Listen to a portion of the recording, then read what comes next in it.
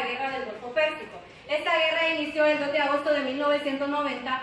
Fue un conflicto bélico liderado por una fuerza de coalición autorizada por las Naciones Unidas, compuesta por 34 países y liderada por Estados Unidos. Aquí tenemos lo que es la bandera de Estados Unidos y contra la República de Irak. ¿Por qué fue esto? En respuesta a la invasión y a la anexión iraquí del estado de Kuwait. Esta guerra también fue llamada por el líder iraquí Saddam Hussein como la madre de todas las batallas. También fue llamada por Estados Unidos como la Operación Tormenta del Desierto. Esta batalla también posteriormente se le llamó la Primera Guerra del Golfo en respuesta para separarla de la Primera Guerra contra Irán e Irak y la Guerra de Irak en el 2003 y en el 2012. El inicio de esta guerra comenzó con la invasión iraquí a Kuwait. Irak fue inmediatamente sancionada económicamente por las Naciones Unidas. Las hostilidades comenzaron en enero de 1991, dando como resultado la victoria de las fuerzas de la coalición. Las tropas iraquíes abandonaron Kuwait dejando un saldo muy alto de víctimas humanas. Las principales batallas fueron combates aéreos y combates terrestres dentro de Irak y Arabia Saudita. La guerra no se expandió fuera de la zona de Irak, Arabia Saudita y Kuwait, de la zona de Irak. Algunos misiles iraquíes llegaron a ciudades de israelíes. Las causas de la guerra e incluso el nombre de ellas son aún temas de controversia. Aquí tenemos lo que son las causas de la guerra, que son las diferencias económicas y políticas entre los gobiernos de Irak y Kuwait. La acusación de Irak a Kuwait por extracción ilegal del petróleo en la región iraquí Rummaj desde 1980. El gobierno de Saddam Hussein acusó a Kuwait de construir bases militares en el territorio iraquí. Las reservas petroleras iraquíes. Estas son las causas de la guerra del Golfo Pérsico.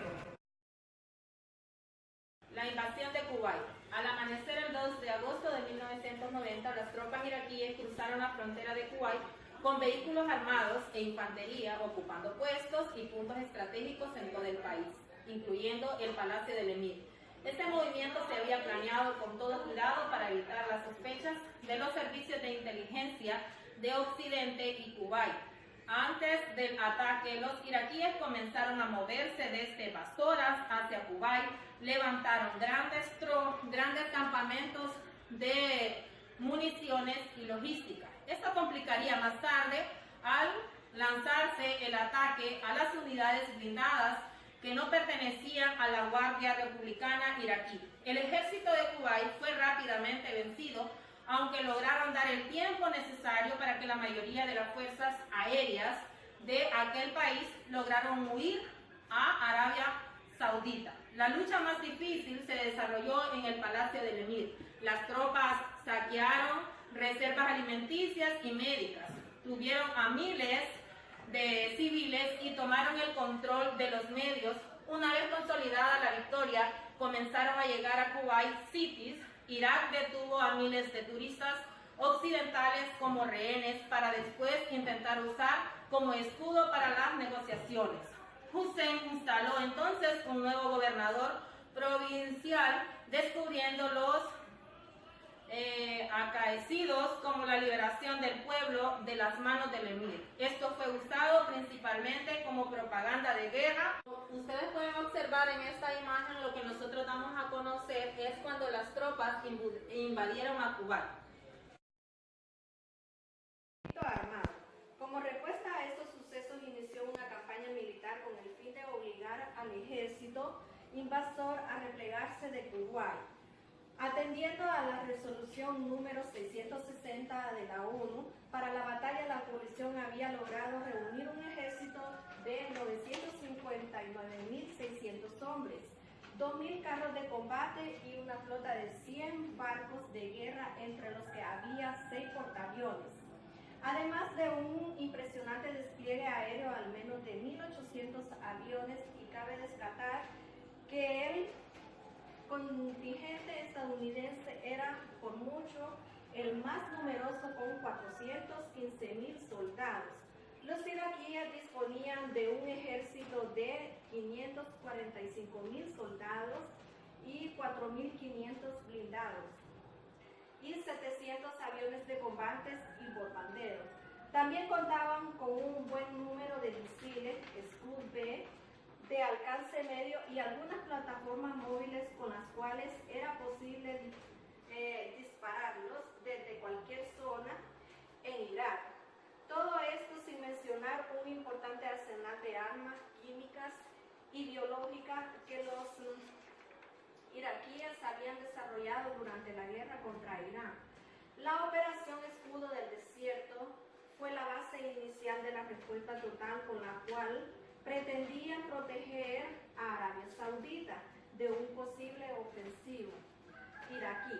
Para ello se enviaron inicialmente fuerzas del Cuerpo de Marinos de los Estados Unidos, pobremente equipados. En cuanto a blindados se refiere, solo contaban con los carros Sheridan.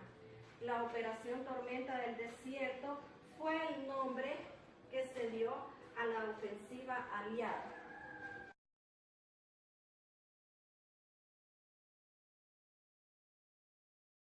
La campaña inició el 17 de enero con una serie de bombardeos en los que se utilizaron 100 misiles cruceros, disparados desde barcos estacionados en aguas del Mar Rojo y el Golfo Pérsico, que podemos ver aquí una imagen del tipo de barcos que cargaban los misiles en dicha guerra. Durante la primera semana de ataques aéreos, la coalición anunció que se había logrado la destrucción de al menos 350 aviones enemigos, mientras que los iraquíes afirmaban haber derribado un aproximado de 60 aviones. La coalición únicamente iba a reconocer que habían perdido únicamente 4 de los aviones. Y más tarde se daría a conocer que una refinería de Kafi en Arabia Saudita había sido atacada por la artillería iraquí. Ahora bien, el ataque a Israel y Arabia Saudita fue en un intento por romper la coalición y provocar la salida de Egipto, de Siria, de Arabia Saudita y otras naciones árabes del conflicto Saddam Hussein, y Saddam Hussein fue el que dio la orden pues para bombardear Israel usando misiles para obligar al Estado hebreo a entrar en la guerra, cosa que no le funcionó porque Israel pues no cedió, ¿verdad? No respondió a lo que fue la guerra y eso dio lugar a que la guarnición pues tuviese que cambiar de táctica. En total, unos 41 misiles con carga convencional impactarían sobre las ciudades israelíes, provocando muchos daños y destrucción a la misma.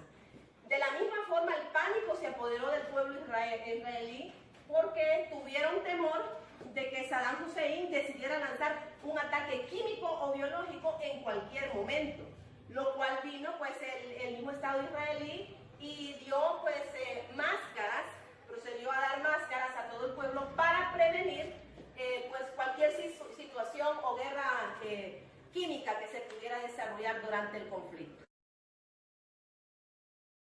Etapas de la guerra con su nombre en clave. Como la mayoría de las guerras lideradas por fuerzas de Estados Unidos, que era el socio mayoritario, esta mostró una clara división en las etapas marcadas por plazos establecidos a través de las fechas concretas. Tenemos la primera etapa de la guerra, que es la Operación Escudo del Destino. Fue dado por estadounidenses al reforzamiento de las defensas de Arabia Saudita, lo que tuvo lugar el 2 de agosto de 1990 al 16 de enero de 1991. Algunos países también se unieron y participaron en esta fase. Como tenemos la siguiente, que fue la Operación Tormenta del Destino. Fue asimismo al nombre clave de norteamericano, dado al conflicto aéreo y terrestre, que comenzó el 17 de enero de 1991 y finalizó el 11 de abril de 1991. También tenemos lo que era la Operación Sabia del Destino. Fue también el nombre dado por los estadounidenses a la ofensiva aérea terrestre contra las fuerzas iraquíes que se encontraban en Kuwait. En el siguiente tenemos lo que eran las víctimas civiles. Dentro de la campaña aérea hubo notorios casos de bombardeos que causaron diversas víctimas civiles. Tenemos, por ejemplo, el 4 de febrero, reactores posiblemente británicos destruyeron un puente repleto de transeúntes en Nasiria, causando 47 muertos y 102 heridos.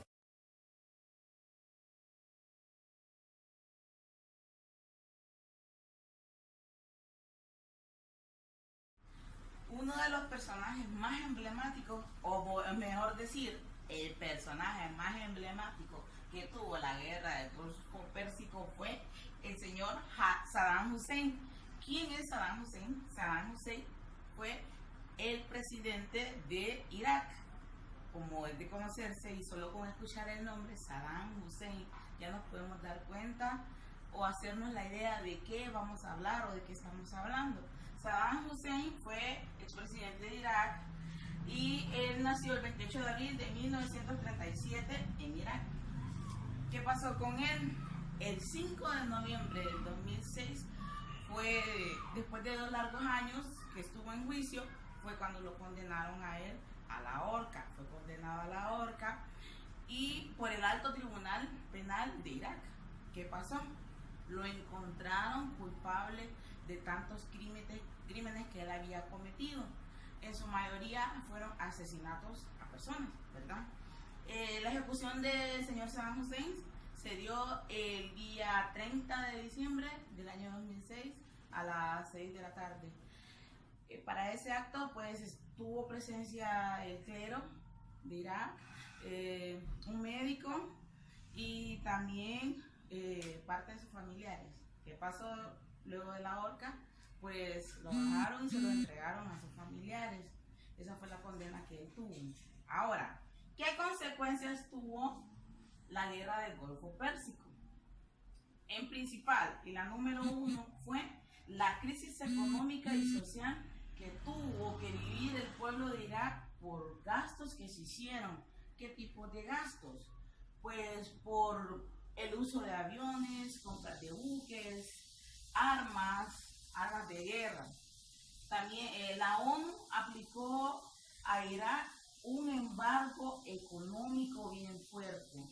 También les habían hecho una especie de cambio o trueque que ellos tenían que dar petróleo a cambio de comida para las personas que habían quedado dañadas por lo sucedido en la guerra. También la destrucción de las telecomunicaciones y de la industria, toda la infraestructura quedó dañada, las comunicaciones también, el país quedó bastante incomunicado, no había carreteras,